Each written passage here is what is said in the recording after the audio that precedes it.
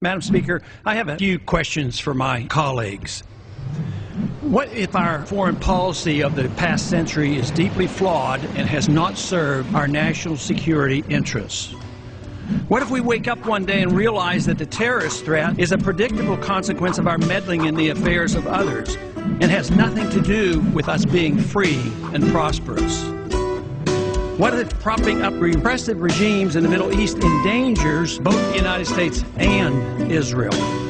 What if occupying countries like Iraq and Afghanistan and bombing Pakistan is directly related to the hatred directed toward us?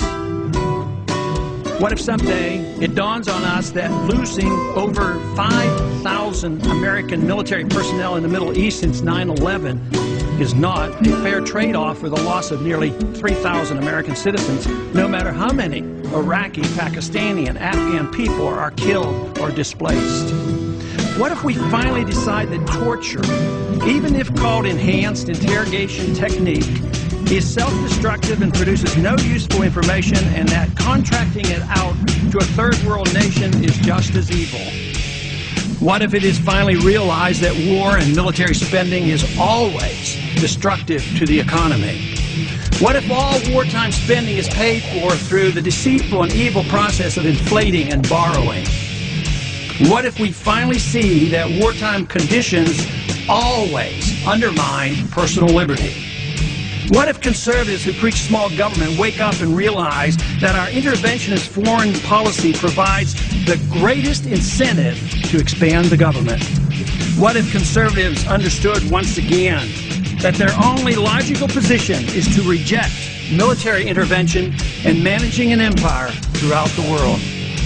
What if the American people woke up and understood that the official reasons for going to war are almost always based on lies and promoted by war propaganda in order to serve special interests? What if we as a nation came to realize that the quest for empire eventually destroys all great nations? What if Obama has no intention of leaving Iraq? What if a military draft is being planned for the wars that will spread if our foreign policy is not changed? What if the American people learn the truth, that our foreign policy has nothing to do with national security, that it never changes from one administration to the next? What if war and preparation for war is a racket serving the special interests? What if President Obama is completely wrong about Afghanistan and turns out worse than Iraq and Vietnam put together? What if Christianity actually teaches peace and not preventive wars of aggression? What if diplomacy is found to be superior to bombs and bribes in protecting America? What happens if my concerns are completely unfounded? Nothing. But what happens if my concerns are justified and ignored? Nothing good.